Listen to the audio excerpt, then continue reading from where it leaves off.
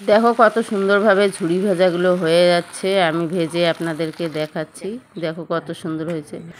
এখানে ঝুড়ি ভাজা বানার জন্য আমি নিয়েছি ভাত, বেসন, কর্নফ্লাওয়ার, এখানে জিরে গুঁড়ো, লবণ, হলুদ আর হচ্ছে শুকনো লঙ্কার গুঁড়ো, আর একটা নিয়েছি তেলের প্যাকেট। তো ভাতগুলো প্রথমে আমি পেস্ট করে নিয়ে নেব।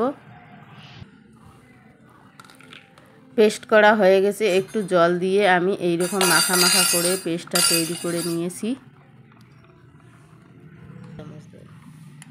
এখানে 2 চামচ দিয়ে দেব কর্নফ্লাওয়ার, 2 চামচ দিয়ে দেব বেসন, আর দেব স্বাদ মতো লবণ। এখানে জিরে গুঁড়ো দিলাম আর শুকনো লঙ্কার গুঁড়ো আর হলুদ একটু দিয়ে এটাকে ব্যাটারটাকে তৈরি করে নেব।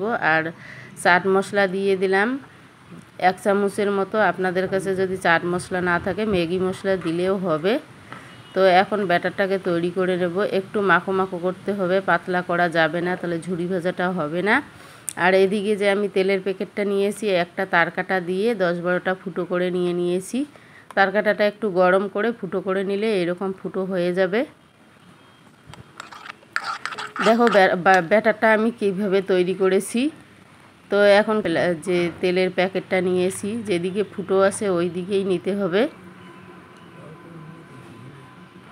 তো আমি প্যাকেটটাতে ভরিয়ে নিয়ে নিলাম। এখন চুলাটা জ্বালিয়ে নিয়েছি, কড়াইটা বসিয়ে দিলাম। তেলটা গরম হয়ে গেছে। এখন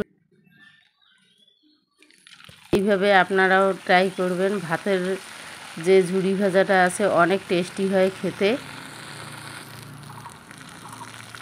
দেখো কত সুন্দরভাবে ঝুড়ি ভাজাগুলো হয়ে গেছে।